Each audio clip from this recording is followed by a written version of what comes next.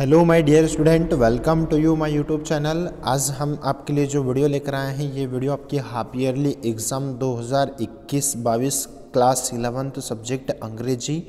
Timing 3 घंटे का था और 80 नंबर का पेपर आपका एग्ज़ाम का आज पेपर हुआ था, यानी कि 2 तारीख 2/12/2021। ठीक है, यानी कि अर्धवार्षिक परीक्षा आपके विद्यालय में चल रही है और उस अर्धवार्षिक परीक्षा का पूरा फुल सॉल्यूशन हम आपको इस वीडियो में प्रोवाइड करवाएंगे। तो आप इसकी मत कीजिएगा और सारे के सारे क्वेश्चन के आंसर को आप फटाफट कॉपी में आंसर राइट करते जाइएगा, ताकि आपको जिससे ये जजमेंट लग सके कि आपने कितने नंबरों का इस परीक्षा में सही उत्तर किया है।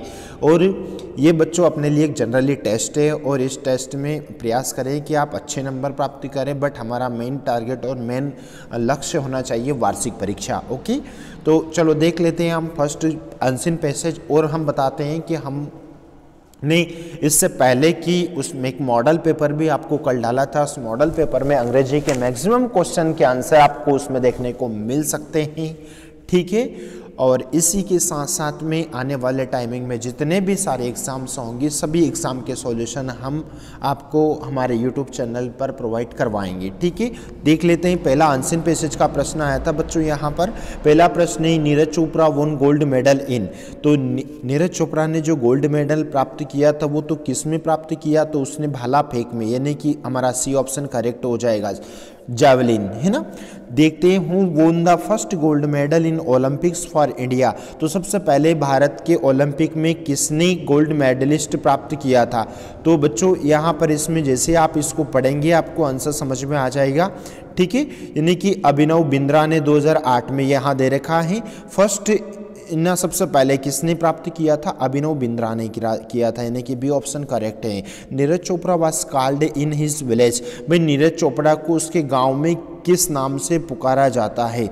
तो नीरज चोपड़ा को कॉल्ड, देखो यहाँ बच्चों यहाँ लिखा हुआ है, उसको किस नाम से पुकारते हैं? उसको गांव में सरपंच यानी कि हेडमैन के नाम से गांव में जाना जाता है नीरज चोपड़ा। ठीक है, हेडमैन हमारा इसमें आंसर आ जाएगा। ठीक है, हेडमैन। देखते ही नंबर 4, नीरज वोन his gold medal in Olympics. तो कौन से ओलंपिक ने नीरज ने गोल्ड मेडल प्राप्त किया? तो वो क्या है?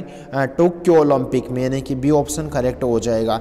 Which of this is a true statement for the above passage. तो आपका सही स्टेटमेंट क्या हो जाएगा? भाई अपने को ये बताना है कि ऊपर दिए गए गद्यांश में से सही कथन किसका है या कौन सा है? तो सही कथन बच्चों यहाँ पर, Neeraj has an under 20 world record 86.48 का वर्ल्ड रिकॉर्ड तोड़ा था, यानी कि हमारा डी ऑप्शन करेक्ट हो जाएगा। ये बिल्कुल सही उत्तर है। Neeraj has been given, Neeraj को कौन सा अवार्ड दिया गया? तो नीरज को बच्चों यहाँ पर सी ऑप्शन करेक्ट हो जाएगा, अर्जुन अवार्ड दिया जाता है। ठीक है, खेल से संबंधित सभी आविष्कारों में। Neeraj has also one gold medal in. तो कहाँ कब किस में गोल्ड मेडल दिया है? यानी कि उसको कॉमनवेल्थ गेम्स में, है ना। यहाँ लिखा हुआ है, हम बता भी देते हैं आपको कहाँ लिखा है। ये 2018 में कॉमनवेल्थ गेम्स हुआ था, उसमें उसने गोल्ड मेडल प्राप्त किया था। चलो देखते हैं अगला क्वेश्चन से। अगला क्वेश्चन है, which of the following is similar in meaning of consistent. Consistent का आपने को सिमिलर यानी कि समान बताना है, यानी कि ठीक है। तो कॉन्सिस्टेंट का समान यानी कि समानार्थी आंसर बन जाएगा बच्चों यहाँ पर, यानी कि हमारा जो सेम वर्ड, यानी कि बी ऑप्शन हमारा करेक्ट है। ठीक है, चलो देखते हैं अगला प्रश्न। The author sir purpose in writer the above passage. भाई ऊपर जो दिया गया गद्यांश है, इसमें लेखक का उद्देश्य क्या है? तो लेखक का उद्देश्य जो बच्चों ये है क्या है? यानी कि to aware about the importance of sports, यानी कि खेल के प्रति जागरूक करना। ठीक है, बट किसी किसी बच्चों ने यदि इसे डी भी यदि किया है तो संभवतः 50% वो भी आपका राइट हो सकता है, लेकिन जहाँ तक मेरा जजमेंट है वो बी ऑप्शन आपका करेक्ट होना चाहिए। ठीक है,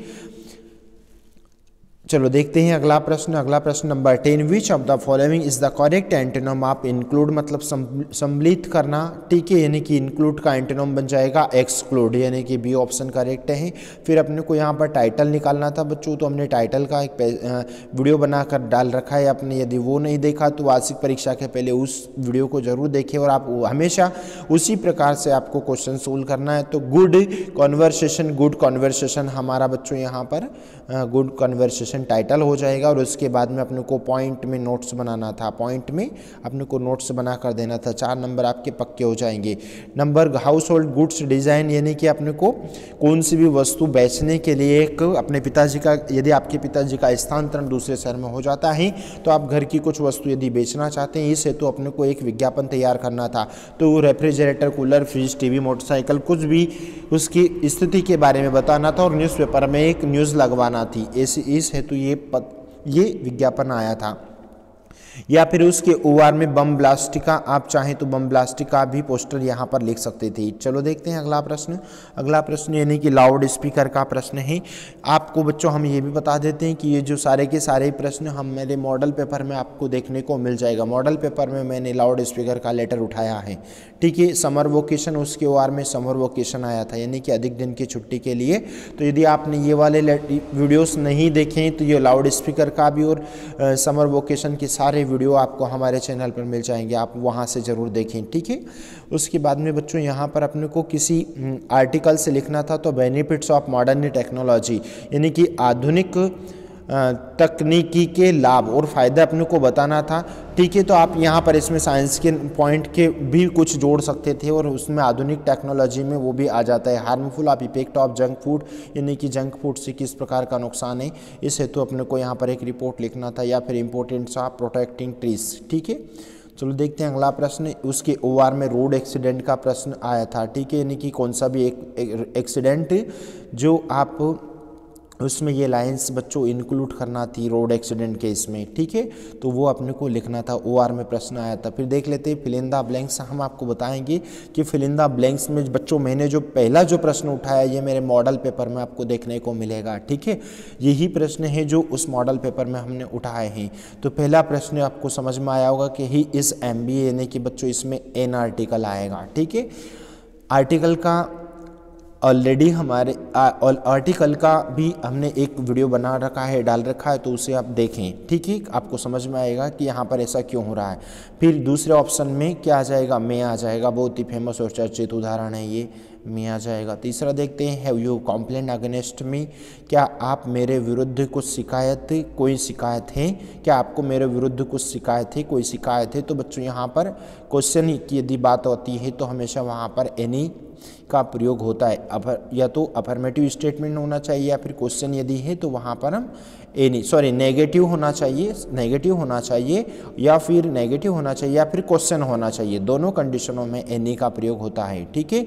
मच का प्रयोग मात्रा के लिए करते हैं, सम का प्रयोग आपको अफर्मेटिव के साथ में करना होता है, ठीक है। अगला प्रश्न देखेंगे, you can write a pencil with के, वी यानी कि विथ आएगा, के साथ यानी कि से लिखता है, वह एक पेंसिल से लिखता है, इसका अर्थ से भी निकलेगा, ठीक है। आई वेटेड फॉर हिम, तो अंटिल आ जाएगा, इसमें क्या आ जाएगा, अंटिल यानी कि जब तक या तब तक। अंटिल मीन्स क्या हो जाता है, जब तक या तब तक। फिर देखेंगे नेक्स्ट प्रश्न, दिस इज द मैन, यह वह आदमी है जिसका नाम बोर्ड पर लिखा है, जिसका नाम बोर्ड पर लिखा है, यानी कि बच्चों यहाँ पर हूँच आंसर आपका राइट हो जाएगा, हूँच करेक्ट आंसर है। फिर डू इज डायरेक्टेड देख लेते हैं, ही डिड इट, तो ये ही डिड इट, इसका नेगेटिव बनाएंगे तो पास्ट सिंपल का सेंटेंस है ये, तो इसका आंसर बन जाएगा ही डिड नॉट, और डिड से डू हो जाएगा, डू इट, ये पूरा उत्तर है। He did not do it पूरा उत्तर है। दूसरा प्रश्न देखेंगे, दूसरा प्रश्न यानी कि अपने को पैसिव में चेंज करना है। तो सबसे पहले तो हम लिखेंगे, ऑब्जेक्ट उठाएंगे, फुटबॉल हमारा ऑब्जेक्ट है, और यदि प्रेजेंट कंटिन्यूस का उदाहरण है इसलिए यहाँ पर इज लगाएंगे, इसके बाद में बीइंग लगाएंगे, और मेन वर्ब यानी कि प्ले है तो प्ले से मेन वर्ब से प्लेट करेंगे, थर्ड फॉर्म बनाएंगे, बाय प्रपोजिशन वर्ड का प्रयोग करेंगे, और दे से देम हो जाएगा। पूरा answer football is being played by them, ये पूरा उत्तर बन जाएगा। अगला प्रश्न देखते हैं, यानी कि if Ravi runs fast now he will catch the bus, है ना। तो बच्चों यहाँ पर इफ हटाएंगे और इफ के स्थान पर अनलेस लगाएंगे, और एक कामा जो दे रखा है कामा सेंटेंस से हटा देंगे, और विल के बाद में नॉट लगाएंगे, विल के बाद में यहाँ पर क्या लगाएंगे, नॉट लगाएंगे, यानी कि ये पूरा आंसर एक बार फिर सुन लीजिए, unless Ravi run fast he will not catch the bus, ये आपका उत्तर बन जाएगा। ठीक है। अगला प्रश्न देखेंगे। अगला प्रश्न यानी कि शी हाइड द की, यानी कि प्रेजेंट के परफेक्ट में चेंज करना था, तो प्रेजेंट के परफेक्ट में यदि चेंज करेंगे तो शी, और सी के बाद में प्रेजेंट परफेक्ट में हिज का प्रयोग होगा, है ना। आई वी ओ दे के साथ में हैव का प्रयोग होता है, और ही शी इट और नेम के साथ में हिज का प्रयोग होता है। सी आया इसलिए हिज लगाएंगे, और हाइड मीन्स छिपाना, एच आई डी इज का V1 और V3 एक समान होता है। द की है ना, ये उत्तर बन जाएगा the key. C has hide the key, पूरा उत्तर बन जाएगा। चलो देखते हैं अगला प्रश्न। अगला प्रश्न है बच्चों, he is poor he can not पे हिज फीस, यानी कि कुछ नहीं करना था, वेरी हटाना था, वेरी के स्थान पर सो लिखना था, और दोनों सेंटेंस को दैट से जोड़ना था, कुछ नहीं करना था। और क्योंकि subject plus can not already sentence में दे रखा है। पूरा आंसर सुन लीजिए, he is so poor that he can not पे हिज फीस, वह इतना गरीब है कि वह शुल्क जमा नहीं कर सकता, ये पूरा आंसर बन जाएगा। देखते हैं नेक्स्ट प्रश्न। नेक्स्ट प्रश्न इनके अर्थ मूव्स राउंड सन, यानी कि अपने को करेक्ट करना था, तो द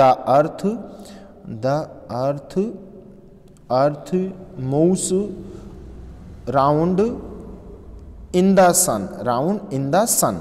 एक बार फिर सुन लीजिए, the earth moves round in the sun. देखते हैं अगला प्रश्न। अगला प्रश्न पैसेज आया था बच्चों यहाँ पर आपको।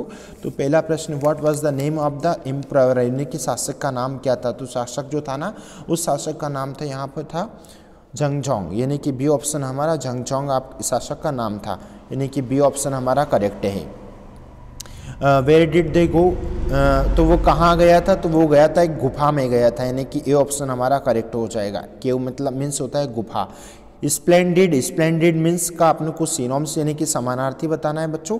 तो स्प्लेंडिड का समानार्थी यानी कि स्प्लेंडिड मीन्स होता है उत्कर्ष, क्या होता है उत्कर्ष, तो इसका समानार्थी हो जाएगा, इसका राइट आंसर बन जाएगा स्प्लेंडिड का इम्प्रेसिव इसका राइट आंसर हो जाएगा, क्या हो जाएगा इम्प्रेसिव।